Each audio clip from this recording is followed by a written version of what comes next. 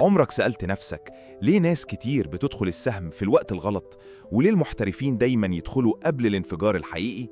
الحقيقة إن السوق مش بيتحرك بالأرقام بس، السوق بيتحرك بالخوف والطمع. 90% من الناس بيشتروا بعد ما السهم يطلع ويبيعوا بعد ما ينهار، يعني الأغلبية دايما متأخرة. لكن المحترف بيراقب السهم وقت الملل، وقت ما محدش مهتم، سهم هادي، حركة ضعيفة، والناس تقول مفيش فرصة. لكن فجأة اختراق قوي مع أحجام تداول مرتفعة والسهم يبدأ موجة صعود ضخمة. هنا الأغلبية تجري تشتري متأخر، لكن المحترف يكون دخل بدري. السر مش في التوقع، السر في إدارة الاحتمالات. المحترف يسأل فين الدعم؟ فين السيولة؟ فين التأكيد؟ وفين إدارة المخاطر؟ مش يدخل بعاطفة وخلاص. عشان كده لازم يكون عندك خطة. لو السهم كسر الدعم، خروج. لو ارتد، دخول تدريجي.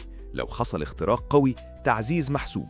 وأهم نقطة، ما تخاطرش بأكتر من 5% من رأس مالك في صفقة واحدة. افتكر دايما السوق بيختبر صبرك قبل ما يديك المكافأة. والنجاح الحقيقي مش ضربة حظ، النجاح إنك تستمر وتعرف تحافظ على رأس مالك. ما تدخلش أي صفقة من غير خطة، وما تخليش العاطفة تتحكم في قراراتك الاستثمارية.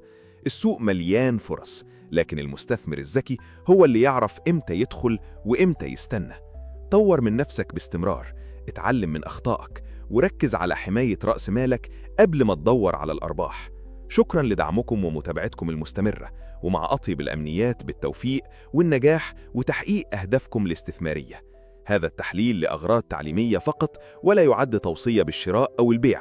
يرجى إدارة المخاطر وعدم المخاطرة بأكثر من 5% من رأس مالك في صفقة واحدة.